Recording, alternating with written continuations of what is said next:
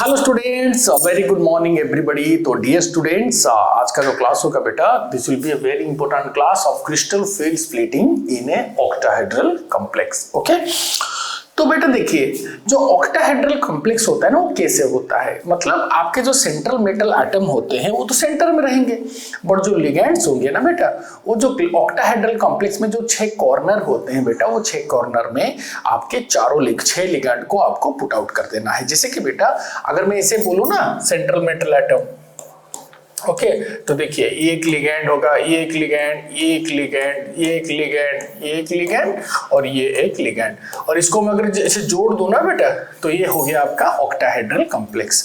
मतलब आपको ये चारों लिगेंड आपके एक प्लेन में रहेंगे, ये मेटल के ऊपर रहेगा, ये मेटल के नीचे ये लिगेंड रहेगा। इसको ऑक्टाहेड्रल कॉम्प्लेक्स बोलते हैं। पहले तो समझ लो ऑक्टाहेड्रल कॉम्प्लेक्स किसको बोलते हैं।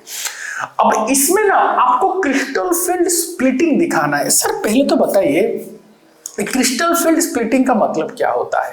तो बेटा ये होता है splitting of D orbital in the presence of A ligand.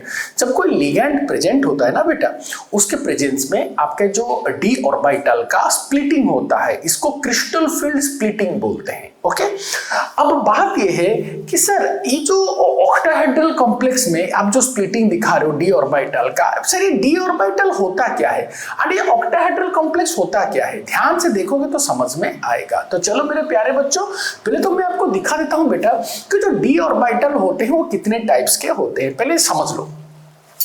अब देखो बेटा, ये आपका x y and z axis होते हैं। ओके, ये एक्स एंड वाई मैंने लिखा दिया। अगर मैंने डी ऑर्बिटल को ए से दिखा दिया, क्योंकि आपको पता है जो डी ऑर्बिटल होते हैं बेटा वो डबल डंबल शेप होते हैं, तो इसको मैं डी एक्स वाई ऑर्बिटल बोलूंगा। ऐसे ही बेटा अगर मैंने इसको वाई ले लिया, इसको जेड ले लिया, तो ये जो ऑर्बिटल होगा बेटा, इसको डी वाई जेड या फिर जेड वाई में बोलूंगा। अगर मैंने इसको ऐसे ले लिया बेटा, देखो अगर मैंने ये x ले लिया, ये z ले लिया, तो ये जो d ऑर्बिटल है बेटा, इसको dz(x) या फिर dxz बोलूंगा।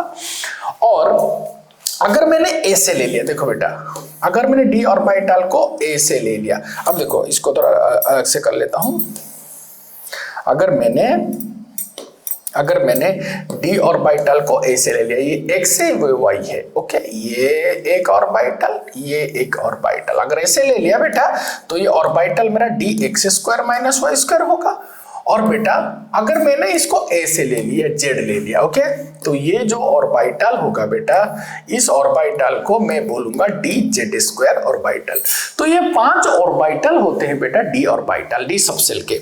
तो डी सबसेल के 5 ऑर्बिटल में आपको क्या नजर आएगा ना सर, डी सबसेल में आपका स्प्लिटिंग होगा। सर कौन स्प्लिट करेंगे ना, डी ऑर्बिटल से स्प्लिट करेंगे। सर कौन से डी ऑर्बिटल, ये 5 डी ऑर्बिटल आपके स्प्लिट करेंगे।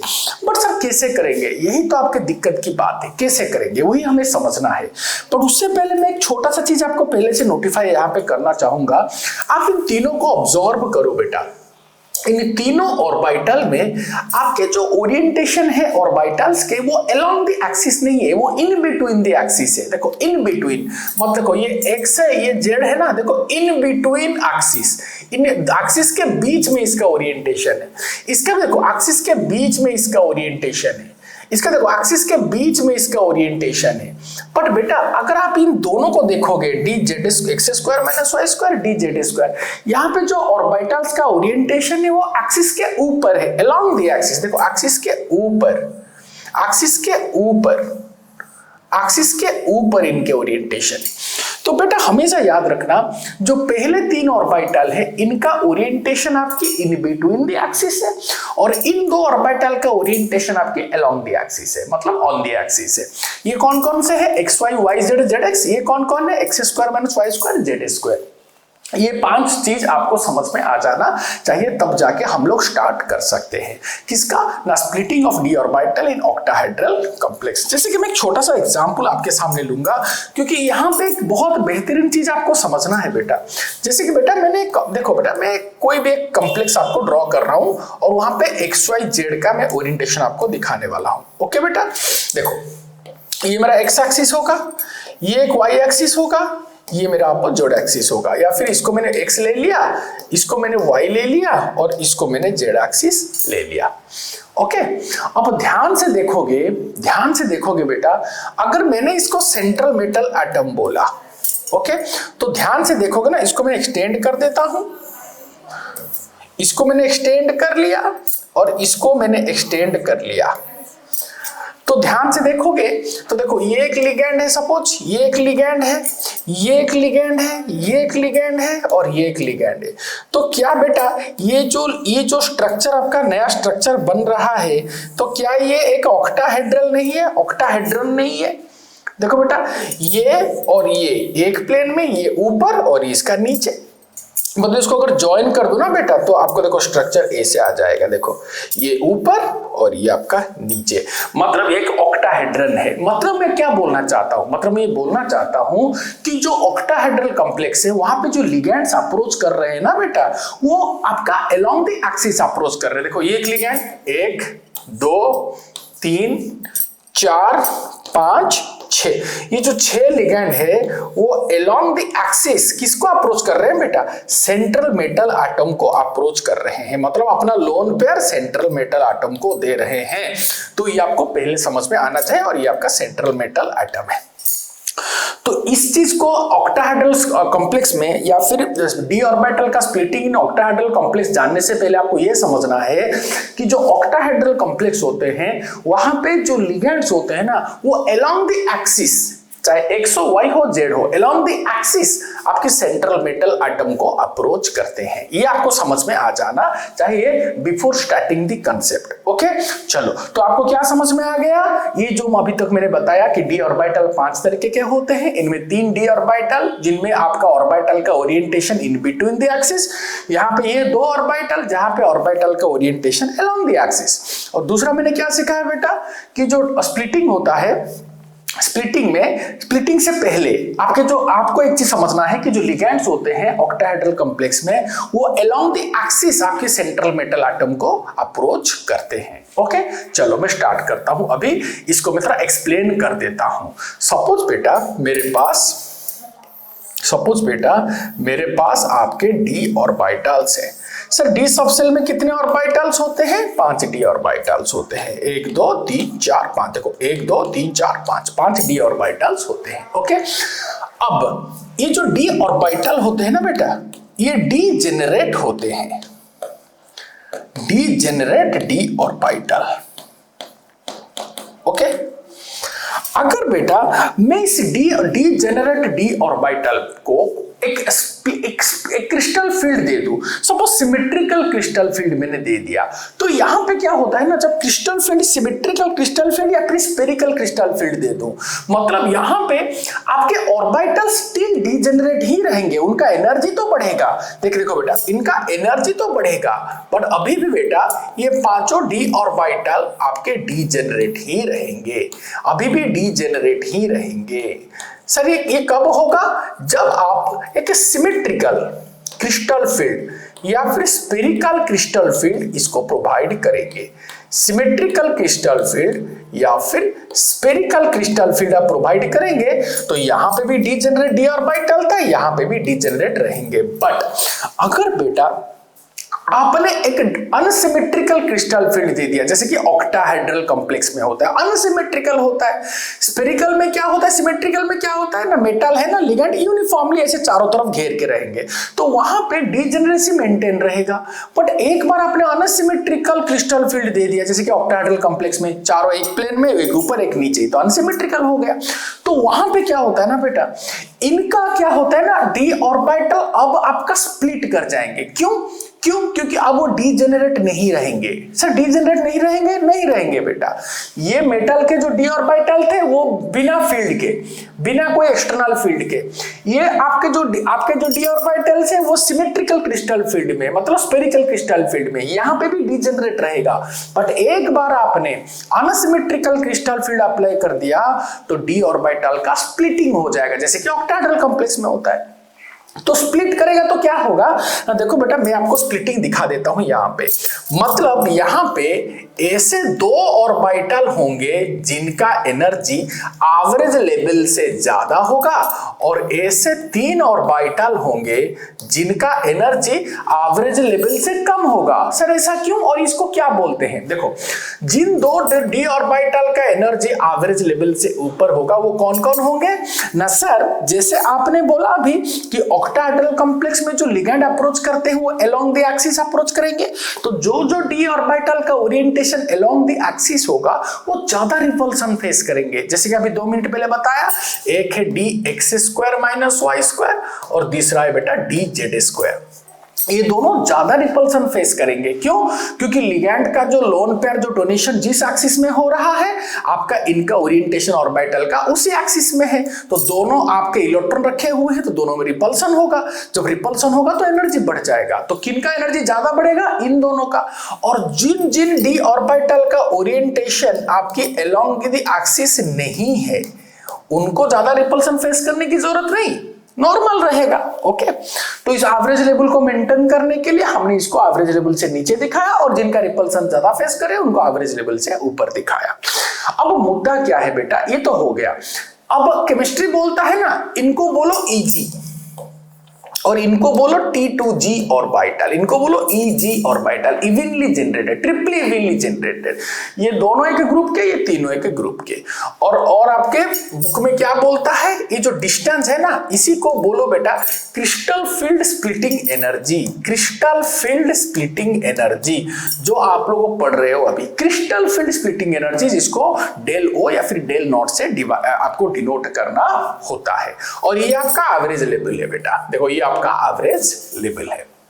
और बोला जाता है बेटा यहां से यहां का जो डिस्टेंस है ना उसको 0.6 डेल नॉट बोलो, डेल O बोलो, और यहां से यहां का जो डिस्टेंस है बेटा इसको -0.4 डेल नॉट बोलो। सर ऐसे क्यों? क्योंकि आपको इस लेवल पे एनर्जी 0 दिखाना है, इसको बेरी सेंटर भी बोला जाता है, एनर्जी 0 इस लेवल का। तो यहां पे देखो 0.6 × 2 कितना 1.2, यहां पे -0.4 × 3 कितना -1.2, तो +1.2 -1.2 क्या हो गया 0। तो ये आपका एवरेज लेवल है। तो एवरेज लेवल से ऊपर एनर्जी इतना, एवरेज लेवल से एनर्जी इतना। ओके, तो ये आपका पहला कंसेप्ट आपको समझ में आना चाहिए। और ये स्प्लिटिंग कब होगा? जब आप इसको अनसिमेट्रिकल फील्ड दोगे, अनसिमेट्रिकल फील्ड। तो अनसिमेट्रिकल क्रिस्टल फील्ड जब दोगे या फिर अनसिमेट्रिकल फील्ड दोगे तो डी ऑर्बिटल का स्प्लिटिंग आपको ऐसे दिखेगा, मतलब डी ऑर्बिटल का डीजेनरेसी ब्रेक हो जाएगा। डीजेनरेसी का मतलब क्या होता है? सेम एनर्जी वाले ऑर्बिटल। जैसे सिमेट्रिकल फील्ड दिया था तो डीजेनरेट थे, बट अगर अनसिमेट्रिकल फील्ड दोगे तो डीजेनरेसी आपका ब्रेक हो जाएगा। किसका एनर्जी ज्यादा तो किसका एनर्जी कम। जिनका एनर्जी ज्यादा उनको इजी, जिनका एनर्जी कम इसको T2G ऑर्बिटल बोलेंगे। बेटा ये कंसेप्ट है बेटा। ओके, तो इसी को बोलते हैं बेटा splitting of D orbital in octahedral complex. Okay, एक छोटा सा एग्जांपल मैं ले लेता हूं। जैसे कि मैं बोलूंगा एक ऑक्टाहेड्रल कॉम्प्लेक्स में सपोज COF6 3- मैंने ऐसे ले लिया। अब इसमें क्वेश्चन क्या क्या आएंगे एक एक करके मैं दिखाता हूं, बट उससे पहले बेटा इस कोबाल्ट का यहाँ पे ऑक्सीडेशन नंबर क्या होगा ना, देखो X + -6 = -3, तो X आपका +3 हो जाएगा। तो कोबाल्ट यहाँ पे +3 ऑक्सीडेशन स्टेट में है। तो आपको पता है कोबाल्ट का एटॉमिक नंबर 27 होता है, तो उसका कॉन्फ़िगरेशन क्या होना चाहिए बेटा? आर्गन 4s2 3d5 3d7 होना चाहिए। आर्गन 18 + 2 20 4s2 3d7 हुआ ना बेटा। आर्गन 4s2 3d7 क्योंकि 27 है ना बेटा इसका। ओके, बट यहां पे तो +3 ऑक्सीडेशन स्टेट में है, तो +3 में क्या करना पड़ेगा? पहले बाहर से 2 इलेक्ट्रॉन निकालो, तो ये बनेगा आपका आर्गन 4s0 और एक इधर से निकालो तो 3d6, ऐसे होगा ना बेटा। तो आर्गन 4s0 3d6 हो जाएगा। बोला ना बेटा, समझ में आया कि नहीं? कोबाल्ट का एटॉमिक नंबर क्या है? 27 है ना बेटा। तो कॉन्फ़िगरेशन क्या होना चाहिए 4s2 3d7, बट 3 इलेक्ट्रॉन जाना है आपको ये दिखाना है 4s0 3d6। मतलब आपके पास अब कितने इलेक्ट्रॉन है बेटा d ऑर्बिटल में 6 इलेक्ट्रॉन है। जिस d ऑर्बिटल का स्प्लिटिंग आपको दिखाना है ना बेटा, इसके पास अब 6 इलेक्ट्रॉन है, अब स्प्लिटिंग आपको दिखाना है। अब देखो ध्यान से देखना एक चीज को, यहां पे इस लिगेंड को ऑब्जॉर्ब करो बेटा। ये कौन सा लिगेंड है बेटा? ना ये वीक फील्ड लिगेंड है।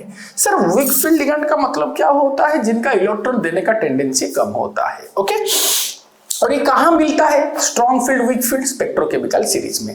या कि शॉर्ट ट्रिक भी मैं आपको दे सकता हूं बेटा, जहां पे आपका डोनर एटम होस होंगे, होस हाइड्रोजन ऑक्सीजन सल्फर, तो समझ लो ये वीक फील्ड लिगेंड है। और जहां पे डोनर एटम आपके CPN होंगे, मतलब कार्बन फास्फोरस नाइट्रोजन, तो समझ लो बेटा ये आपके स्ट्रॉन्ग फील्ड लिगेंड होंगे। जहां पे डोनर एटम होस तो वीक फील्ड, जहां पे donor atom CPN carbon phosphorus nitrogen वो आपके स्ट्रॉन्ग फील्ड। यहां पे देखो बेटा H का क्या मतलब है? हाइड्रोजन। यहां पे देखो डोनर एटम आपके हाइड्रोजन है, लिगेंड आपका हाइड्रोजन, तो वीक फील्ड लिगेंड है। तो वीक फील्ड लिगेंड में क्या होता है ना बेटा, वो उतना जोर से इसको रिपेल नहीं करेंगे, तो ये जो डेल नॉट वैल्यू होता है ना वो उतना ज्यादा नहीं होता, वो कम होता है। इसीलिए वीक फील्ड लिगेंड के लिए बोला जाता है, जो वीक फील्ड लिगेंड होता है ना उनके लिए जो आपका पेयरिंग एनर्जी होता है वो क्रिस्टल फील्ड स्प्लिटिंग एनर्जी से ज्यादा होता है। मतलब आपका जो पेयरिंग एनर्जी होता है ना वो ज्यादा होता है than crystal field splitting energy. किसके लिए? वीक फील्ड लिगेंड, क्योंकि सेपरेशन आपका देखो रिपल्सन इतना ज्यादा नहीं होगा, वीक फील्ड तो ये इतना ऊपर नहीं जाएगा, तो इनमें डिस्टेंस बहुत कम होगा। डिस्टेंस कम मतलब क्या? ये CFSC कम, CFSC कम, बस इतना याद रखो, CFSC कम मतलब कम, और ज्यादा कौन होगा? पेयरिंग।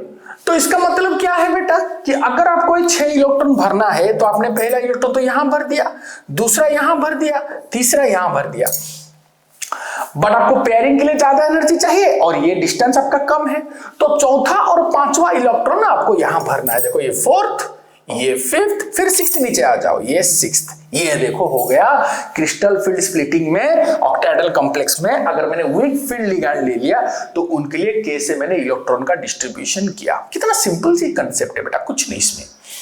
अब इसके ऊपर जो जो क्वेश्चन देगा उस हिसाब से करो, कोई बात नहीं।